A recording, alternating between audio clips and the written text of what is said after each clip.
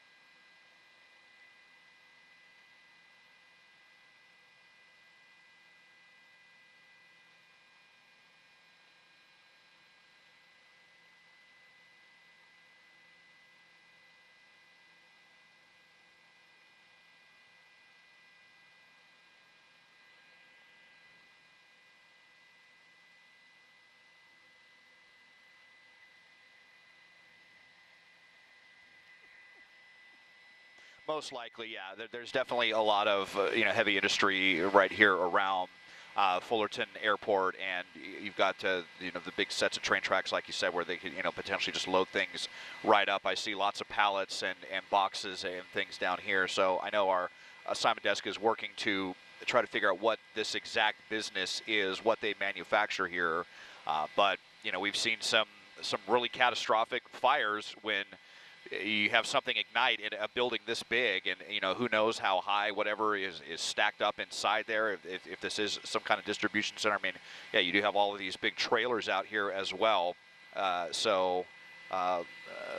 just a trucking. Yeah, they don't have that's not the name of the business right there, I don't believe. But yeah, very large facility here, very typical of what you see in this business park, kind of industrial park. As I widen out and show you, not at all. These types of businesses clustered around general aviation airports, Van Nuys Airport very much the same way, Hawthorne Airport as well. And it's just, they were so close, only about 1,500 feet. I mean, really just seconds to go.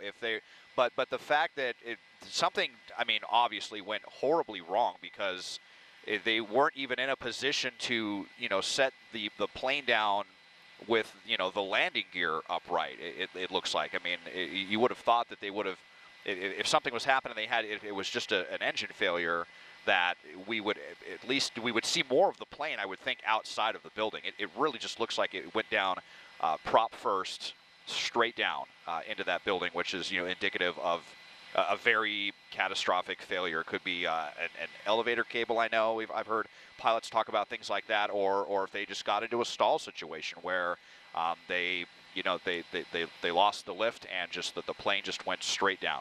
We just don't know. Or a medical emergency. I know that there's been some horrible crashes because the pilot had something go wrong with them. So it's just obviously very preliminary. I'm sure we'll be wanting to listen back to the air traffic control. All of that is recorded and available on the internet, so there will definitely be some looking into that to see were they calling for a mayday, was he saying that he was having a problem, or did he just call and say he's coming in, and then all of a sudden the plane is straight down into the building. So those will all be, questions, things to be reviewed within the next couple of hours, and see the as well the extent of injuries and what all is going on inside of that building right now.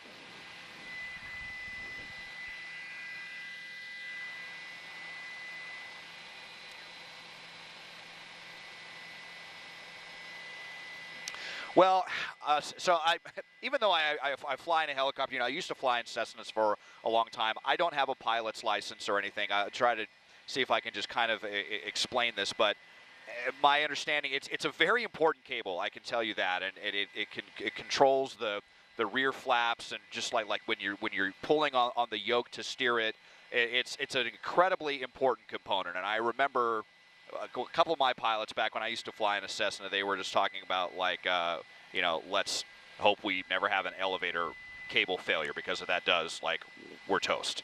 And it was just, so it was, something that we would always talk about, and it's something that, those planes that we flew in were very well maintained, and that's something that is, checked out very much. But, and again, it's all just conjecture at this point, but there is a tendency, I know this for a fact, when we're talking about general aviation that is not done in a professional manner like I was doing when it's someone's hobby or something like that, things can get skipped on maintenance. And that's not to say that necessarily that was what happened, but, aircraft obviously are incredibly complicated things. I mean, Cessna's much simpler than, Skycal than a helicopter for sure, but there's a lot of things that can go wrong, and things that can get skipped over on maintenance intervals. And if any one of those things fails, that something like this can happen. So it's definitely a possibility, but it could also,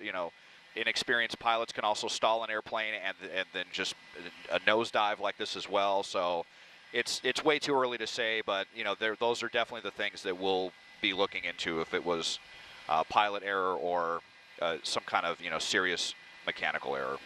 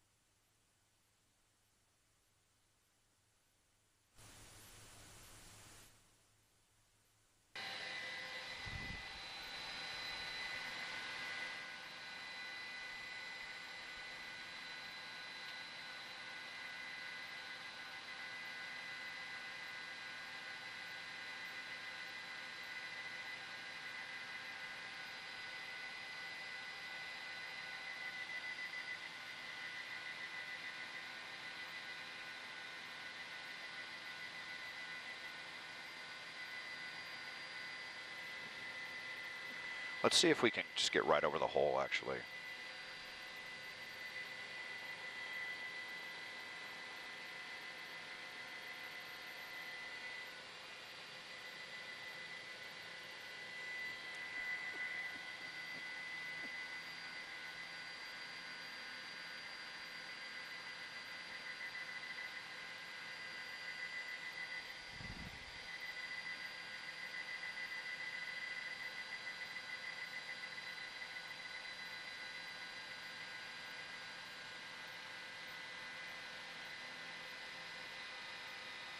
You can go a little more vertical.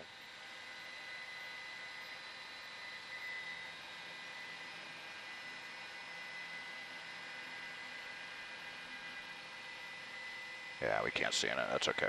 Okay. Yeah. No, we were. Possibly, yeah. Or if those are just some pipes that. Yeah, I think it is. I think you're right. I think it is. Spring. I mean, we're trying to just get a look vertically straight down if we can. It's pretty dark and there's smoke, but now we're really getting a look here vertically, and I mean, I'm still not really seeing any signs of the plane. So it's all just so weird to me. We're kind of just moving around here to make sure I didn't, miss anything. Like, could the plane have landed on the other side and then just no, I don't think so. As I widen out, I was thinking, like, could it maybe have like gone in right? I've seen where planes have like gone inside of an opening right here after running, after losing altitude, but going more horizontal. But the way everything is looking here, it was like this was just complete vertical prop first into the top of this building. But and if that's the case and just ripped right through it the way it did, then there may not be very much left of this, and it would be miraculous if anyone survived that. But going nose first like that is pretty much the worst thing that can happen when it comes to obviously aircraft making contact with any surface. I remember we covered it was a couple of years ago in Costa Mesa, not far away from John Wayne Airport. That was a jet that went straight down, and I think something like I think it's 5 or 6 people that were on that jet that died, and I think if I recall, that may have actually been a medical emergency with the pilot. So those will be things that we'll be looking into if a medical emergency or catastrophic failure of some type of component or pilot error. But we're still going to be working to get the tail number as well. That's something that we should be able to hear on the air traffic control, and we'll be able to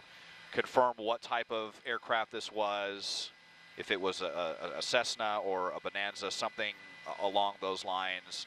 Those are typically what we see people flying out of Fullerton Airport with, some of the much smaller range of aircraft.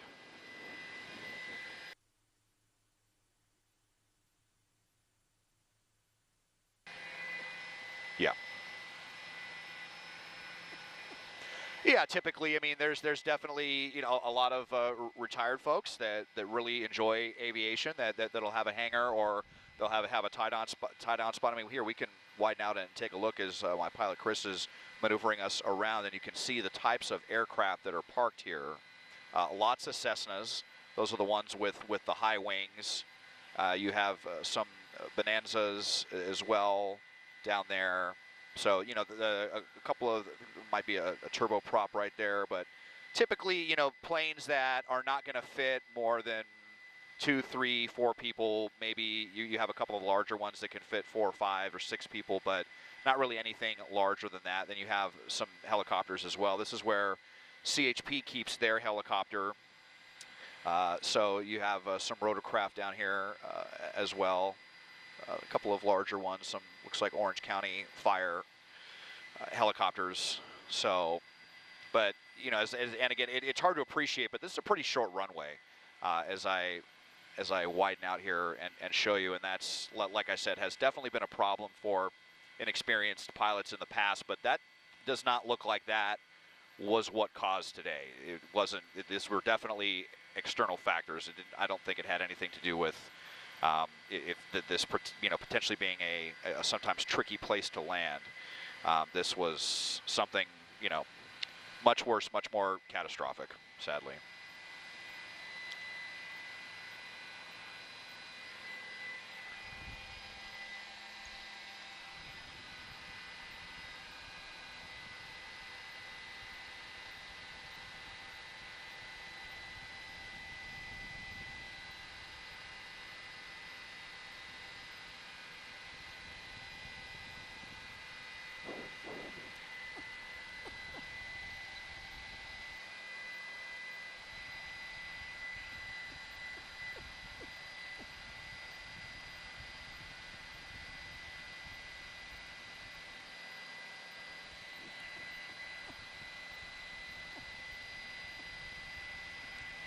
Yeah, and they're very light as well. I mean, that's how they're able to fly, and they fly pretty easily. I remember when I used to fly in a Cessna that they are um, famously very easy as far as to keep them upright. Like I remember some of my pilots have been saying that they practically fly themselves. You just have to do the very basic things correctly, and as long as you don't stall the plane or do any of the things that as an aviator you know not to do, just like when you're driving a car, not to drive on the wrong side of the road or go 130 miles an hour and try to yank. As long as you're not doing any of those fundamentally incorrect things, they are pretty reliable. I mean, and if you have an engine failure, I mean, like you said, well, I mean, we've seen plenty of planes we've seen them make the landings on the freeway. I remember covering a Cessna that landed on the 55 freeway.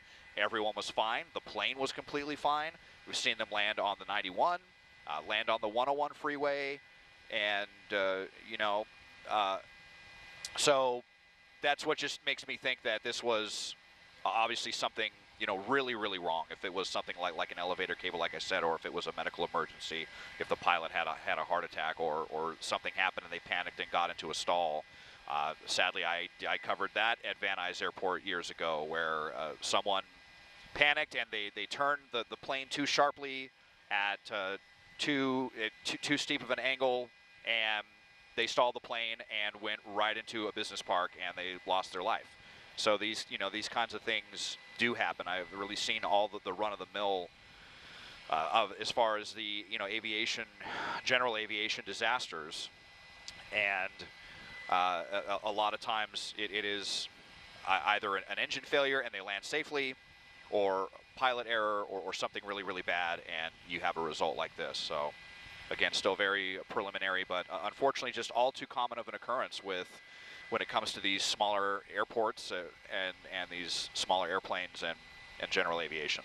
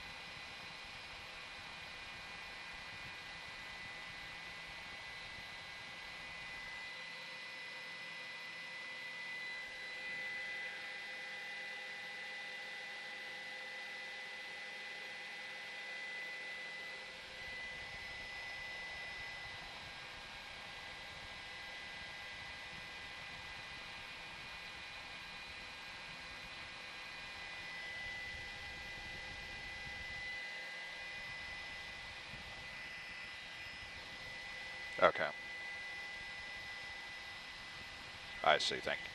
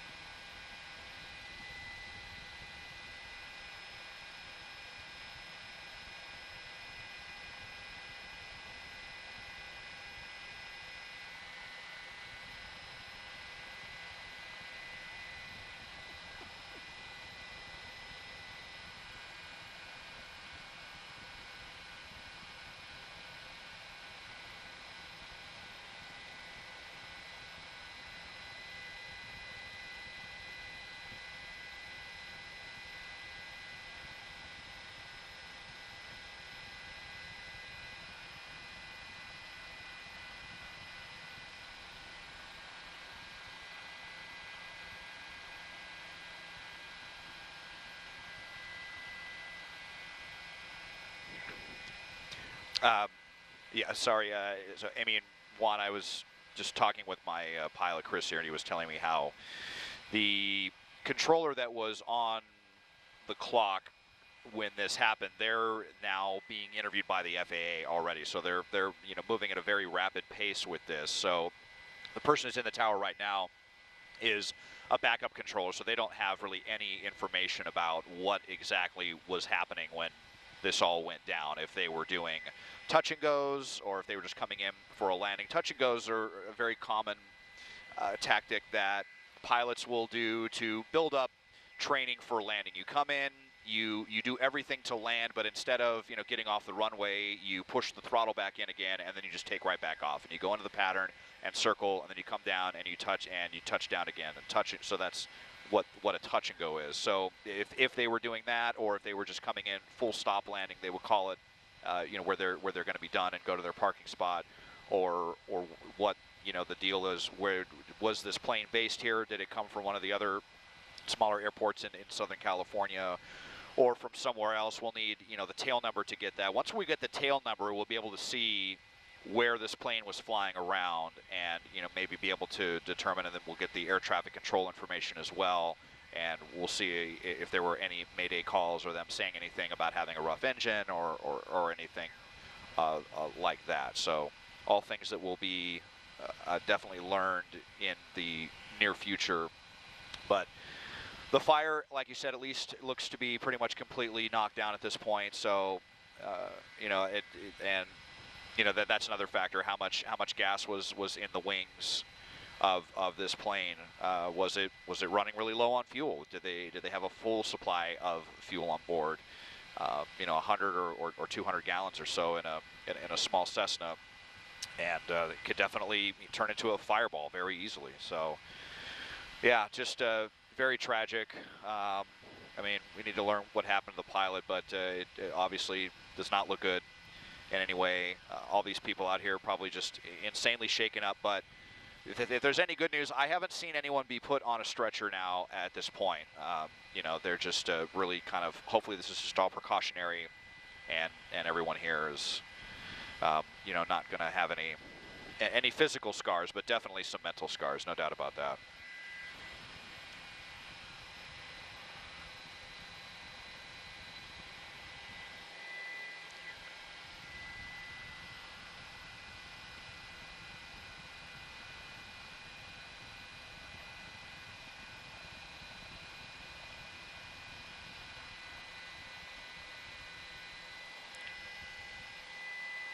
Okay, you got it.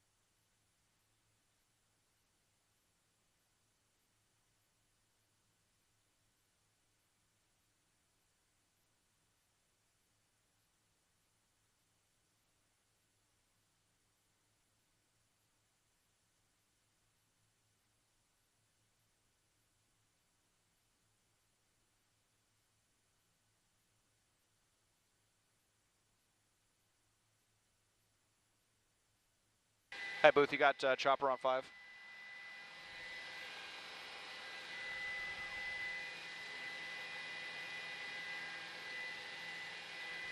TOC, I'm using Freak 5, correct, for chopper? Okay. Copy. Yeah, I got you. Hey there.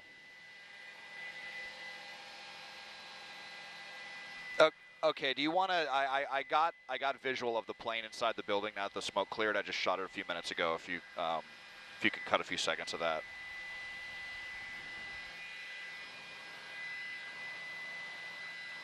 Okay, it's just really vertical, so I didn't want that to be like my shot because I wouldn't be able to show anything else.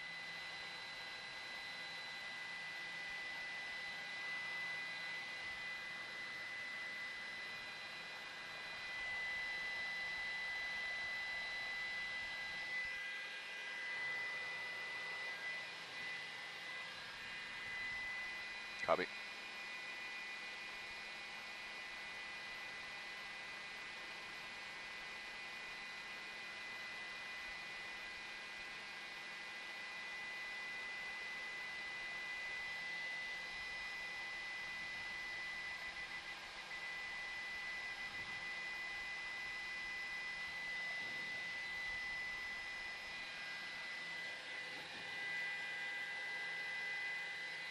Okay, yeah. Yeah, go ahead with a Freak 6 check. I do hear it now. Yeah, I got you. Okay, Freak 6. Okay. Okay, I'll see if I can move us into place. Hey, Chris. Like halfway, I'll kind of give you a cue. Actually, when I start, like 5 seconds after I start talking, just start getting vertical over that hole, please.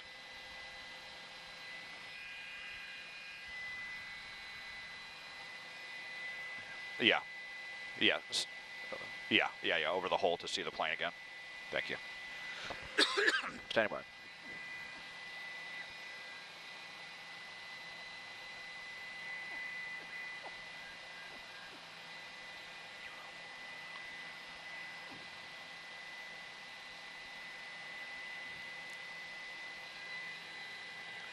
Amy and Juan, sadly, we can't confirm that this is fatal. One person has been killed. We believe that that is most likely the pilot. So this is on the 2300 block of Raymer Avenue, very near Fullerton Airport. Within the last few minutes, we have listened to the air traffic control information, and we believe that the tail number of the plane was 57 Romeo. The pilot was basically sounded really panicked, like they were having some sort of issue. They gave them a clearance for an emergency landing.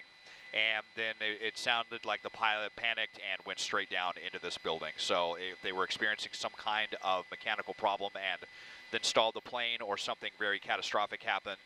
Very, very sad. Now we're going to move into place here, going to get really vertical on the hole, because now that the smoke and the water has cleared out of the way, we are seeing the wreckage of this plane a little bit better now. We believe this is a Vans RV. It is a low-wing, single-engine plane. You can see a little bit of the wreckage right down there. So not a Cessna, a Vans RV, kind of similar, but with a lower wing configuration. And this is a piece of that wing, we believe, right there, the only piece of the wreckage. So, but slamming into this building nose first at a really incredible speed as well, to just go straight in. And there's almost nothing left of the plane. So very, very sad day here for general aviation, with at least one confirmed fatality here at Fullerton Airport. Live in Sky Caliber Head, I'm Desmond Shaw. Send it back to you now in the studio.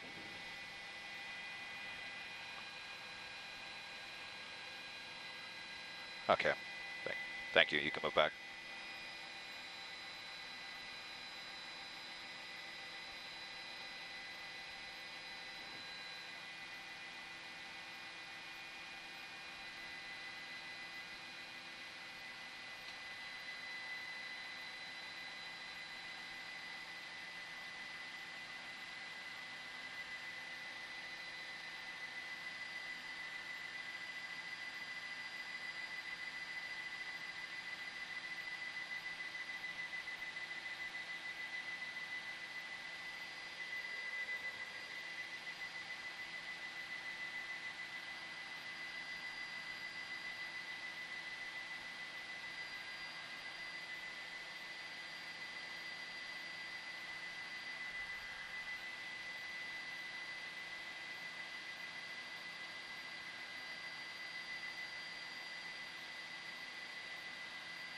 Uh-huh.